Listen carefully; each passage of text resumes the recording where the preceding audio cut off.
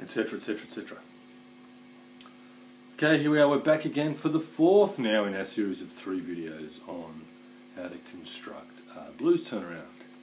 What happened, I ran out of time in the last one, so I'm just finishing off what I didn't get done in that here, which is an extension of that idea of the 1-6-2-5 progression, that the jazz theory really is what it is, but it can be applied all over the place. It's in contemporary music, it's in blues, in soul, it's in everywhere. Soul, it's in everything. So that's what we're doing here. Now the difference that we're looking at now is, rather than playing that 1-6-2-5 over 1 bar, we're playing it over 2, that's all. So instead of going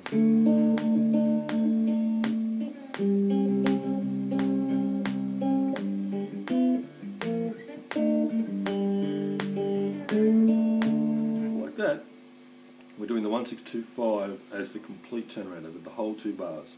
So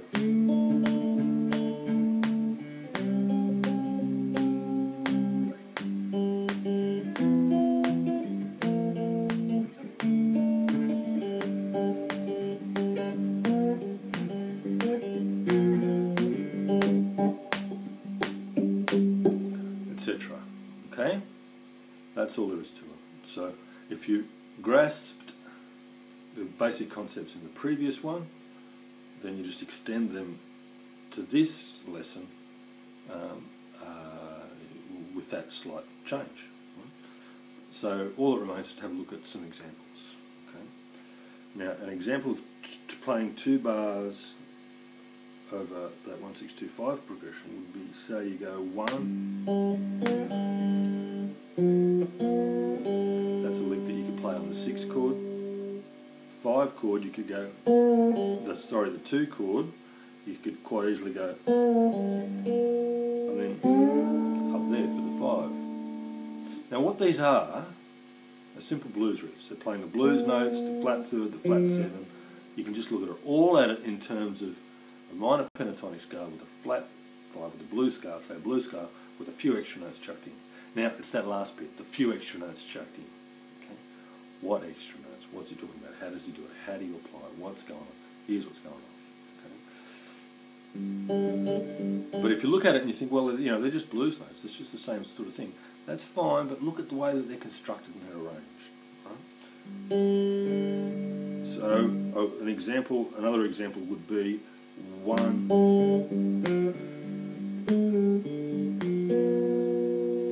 over the 6 chord. Okay, what's that? Over the 6 chord, it's flat, major third, sharp 9, flat 9, sharp 5, flat 9 again. Right. Using all those things that we're talking about. The major third, we always use the major, that's fine. But then you've got the alterations, the sharp 9s, the flat 9s, etc. What's that? The 6, now the 2 chord is going to have a sharp 5 really strong there. Then I'm going to some more plain notes, the 5 and the 4. That's alright, we can do that too, as long as you... In this case I can do it because the 2 is just a passing tone and the 4 is the 1 in the key, it's the G, so we can always use that, right? Back up to the 4 chord. Okay? Let's have another look at the way that we can, a simpler way that we can do that.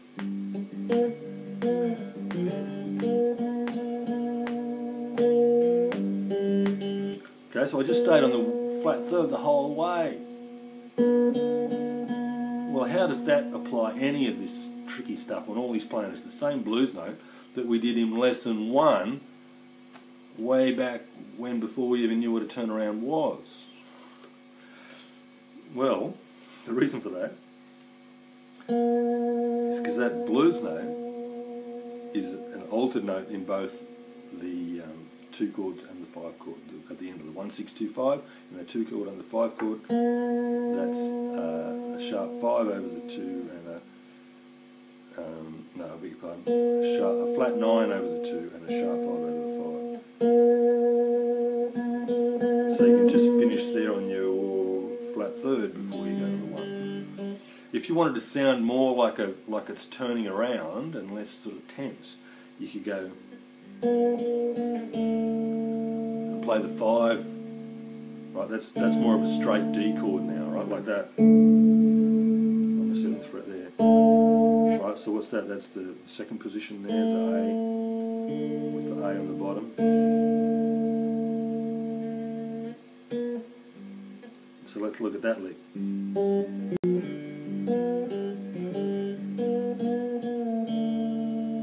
So you don't always have to play the altered tones, especially on that last one if you really want to make it sound like it's a 5 chord, like it's turning around.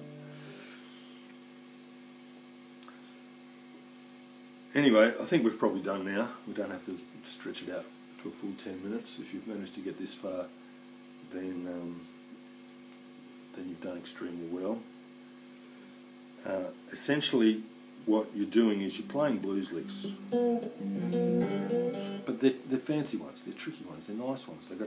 They move around well and sound good, not just because of any inherent genius that I may have, not in the slightest, because that's not the case, but because I'm just following these guidelines. I've learnt these methods over many years, and I have learnt then to be able to apply them to this thing, you know, sort of as I'm going, which is just what improvisers do anyway. You know, there's nothing particularly special about that.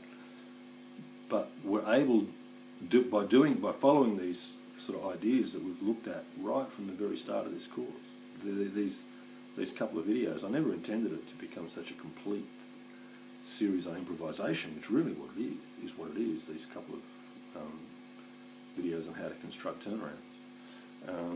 But yeah, why not? You know, why not? So anyway, off the soapbox again. That's how you construct turnarounds. So as you can see, there are infinite ways of doing it. Right?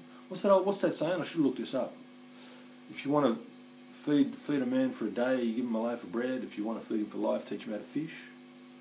I could have just given you a dozen or so, you know, little turnarounds for you to copy and play, and you know, you could have done that, and you would have had a dozen or so, right? If you can learn all this stuff, take a lot longer. You might have to do some more research. You know, you might have to sign up to one of my courses. You might have to work a bit. It might take you a year. But what do you got? You've got an infinite number of turnarounds that you can play, an infinite number of blues licks that you can apply this really beautiful framework to. You know, these guidelines, these theories, sort of stuff. So, you know, other people will be able to show you how to play particular things. Maybe you'll learn all this stuff and you'll put some videos up on how to show how to play particular sort of riffs and note for note type things, you know, like YouTube is full of. Cool, do that. You know, that's a good way to learn stuff too. Maybe you'll figure out some stuff that I don't know and extend on a little bit from what I've done here. Anyway, I don't know if anyone's still watching this, but if you are, see you later. Bye bye.